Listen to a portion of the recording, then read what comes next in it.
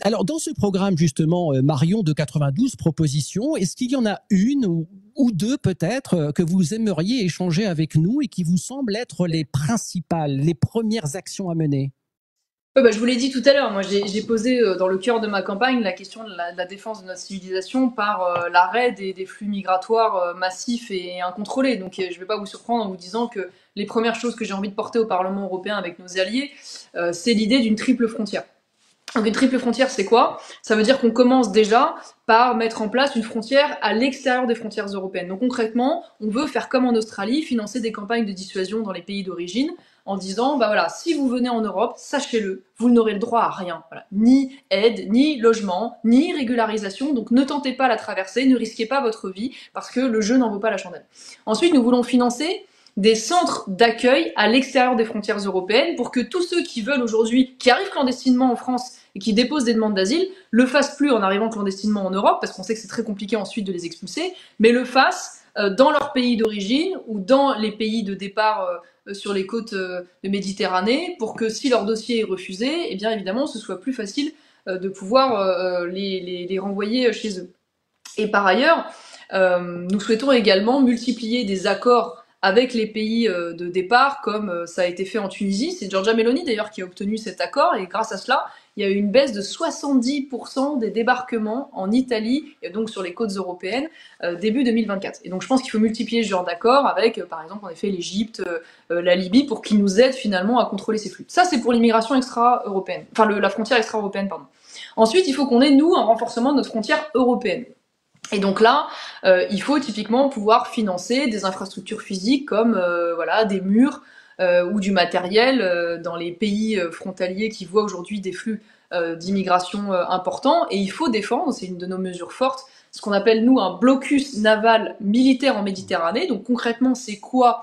C'est une coordination en fait de moyens militaires fournis par les États membres pour pouvoir faire une veille et un contrôle plus efficace en mer Méditerranée, intercepter les bateaux de migrants, les ramener dans les ports d'origine, détruire les embarcations une fois qu'elles sont à quai, donc les moyens finalement de ces trafics d'êtres humains, et de pouvoir donner des effectifs humains pour pouvoir intercepter également et arrêter plus facilement ces passeurs d'êtres humains.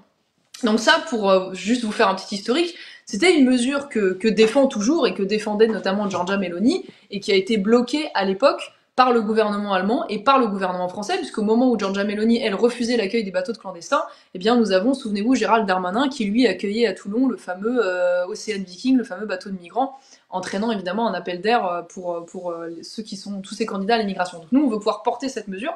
Et enfin, la dernière frontière, la troisième, c'est la frontière nationale.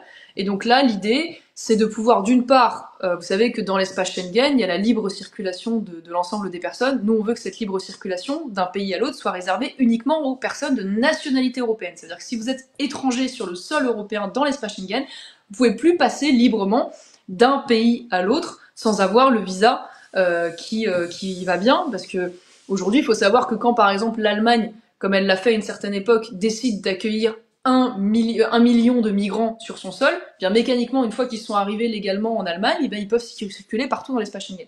Et puis enfin, bon, il y a d'autres mesures, comme par exemple la suppression de la directive sur le regroupement familial, ou encore, au-delà de la réforme de l'espace Schengen, la réforme du droit d'asile. Parce qu'aujourd'hui, il faut savoir que le droit d'asile, c'est un droit qui est défini par l'Union européenne, qui s'impose à nous. Le problème de ce droit d'asile, c'est qu'aujourd'hui, il a complètement changé. Ça veut dire que c'est devenu un droit non plus individuel, mais un droit de groupe entier de population.